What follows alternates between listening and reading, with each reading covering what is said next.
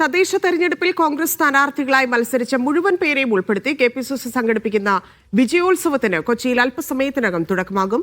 മഹാപഞ്ചായത്ത് എന്ന പേരിൽ മറൈൻ ഡ്രൈവിൽ നടക്കുന്ന പരിപാടി ലോക്സഭാ പ്രതിപക്ഷ നേതാവ് രാഹുൽ ഗാന്ധി ഉദ്ഘാടനം ചെയ്യും. നിയമസഭാ തെരഞ്ഞെടുപ്പ് പ്രചാരണത്തിന് കോൺഗ്രസ് പ്രവർത്തകരെ ഒരുക്കുന്നതിന്റെ ഭാഗമായാണ് മഹാപഞ്ചായത്ത് സംഘടിപ്പിച്ചത്.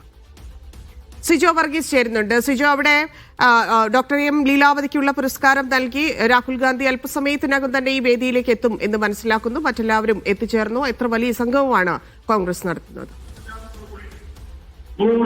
അല്പസമയത്തിനകം തന്നെ രാഹുൽ ഗാന്ധി പ്രധാന വേദിയായ മറൈൻ ഡ്രൈവിലേക്ക് എത്തിച്ചേരും. ഇവിടെയാണ് പ്രധാനമായിട്ടും ഈ മഹാപഞ്ചായത്ത് സംഘടിപ്പിച്ചിരിക്കുന്നത്. ഔദ്യോഗിക ചടങ്ങുകൾക്ക് തുടക്കം കുറിച്ചു കഴിഞ്ഞു. നേതാക്കന്മാർ സംസാരിച്ചുകൊണ്ടിരിക്കുകയാണ്.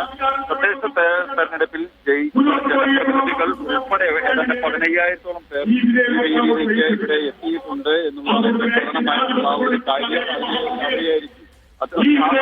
അവരെ ജനപ്രതിനിധികൾ, ഒപ്പം തന്നെ തെരഞ്ഞെടുപ്പിൽ പരാജയപ്പെട്ടവർ, കോൺഗ്രസ് പ്രവർത്തകർ, ഒപ്പം തന്നെ UDF ആളുകൾ, ഇവരെല്ലാം നിലനിൽക്കുന്നുണ്ട് എന്നതാണ് നമുക്ക് മനസ്സിലാക്കാൻ സാധിക്കുന്നത്. എന്തായാലും കൃത്യം സമയം നേരിട്ടതുമ്പോൾ തന്നെ രാഹുൽ ഗാന്ധി ജനങ്ങളെ അഭിസംബോധന ചെയ്ത് ഇപ്പോൾ ടീച്ചർക്ക് KPCCയുടെ സാഹിത്യ പുരസ്കാരം സമ്മാനിച്ചു. അതിനുശേഷമാണ് ഇപ്പോൾ പ്രധാനമന്ത്രിയിലേക്ക് രാഹുൽ ഗാന്ധി ചേരുക. അതായത് തദ്ദേശ തെരഞ്ഞെടുപ്പിലെ തിളക്കമാർന്ന വിജയം, ആ വിജയത്തിന് ശേഷം എന്താണ് നിയമസഭാ തെരഞ്ഞെടുപ്പിന് സ്വീകരിക്കേണ്ട മുന്നൊരുക്കങ്ങൾ, കർമ്മപദ്ധതികൾ, ഇതുമായി ബന്ധപ്പെട്ടിട്ടുള്ള അവലോകനം, ഒപ്പം തന്നെ ഇതുമായി ബന്ധപ്പെട്ടുള്ള മാർഗനിർദ്ദേശങ്ങൾ, ആഹ്വാനം, തയ്യാറെടുപ്പ്.